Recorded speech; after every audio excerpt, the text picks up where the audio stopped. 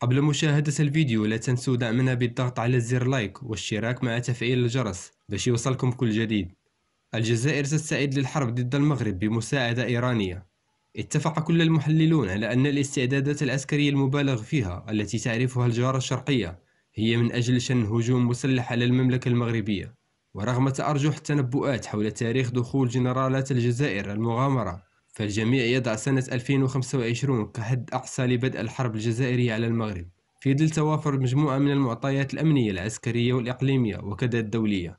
ووفق المعطيات التي توفرت، ففي 28 من الشهر الماضي حطت طائرة إيرانية بمطار الجزائر العاصمة، وكان على متنها قيادات أمنية وعسكرية إيرانية كبيرة، أبرزها رئيس مخابرات الحرس الثوري محمد كاظمي المعروف بالحاج كاظم، قائد فيلق القدس القوة الضاربة في جمهورية خامنئي إسماعيل قاني، ومجموعة من الضباط والمهندسين العسكريين الإيرانيين في مجال التقنية والتصنيع الحربي بإيران. هذا الوفد الإيراني حضر ما أطلق عليه بمجلس الأمن، أو بالأحرى بمجلس الحرب الجزائري. وحسب التسريبات التي تحصلت عليها الصحافة، فقد تم الاتفاق بين الجزائريين والإيرانيين على إنشاء خط إنتاج إيراني بالجزائر للطائرات بدون طيار، يكون الهدف منه التصدير نحو إفريقيا. كما تمت المصادقة رسميا على تكوين مهندسين جزائريين في ميدان تسيير الطائرات المسيرة عبر الأقمار الصناعية لاستهداف أهداف ثابتة وحتى المتحركة منها. وتعهد الجانب الإيراني بتكوين وتدريب ضباط جزائريين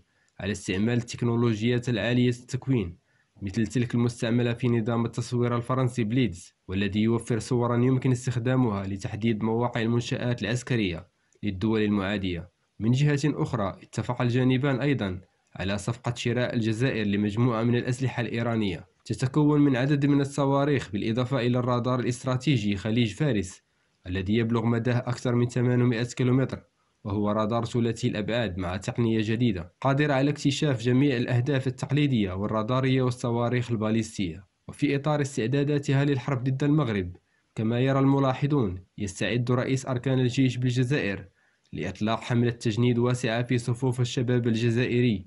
وهناك اجتماعات متواصلة بين وزارة الدفاع والداخلية لإتمام العملية قبل متم سنة 2023.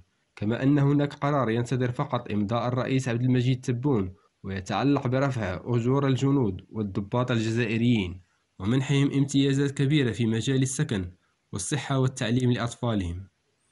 لا تنسوا دعمنا بالضغط على زر لايك وإعجاب مع تفعيل الجرس لتكونوا أول من يتوصل بالخبر.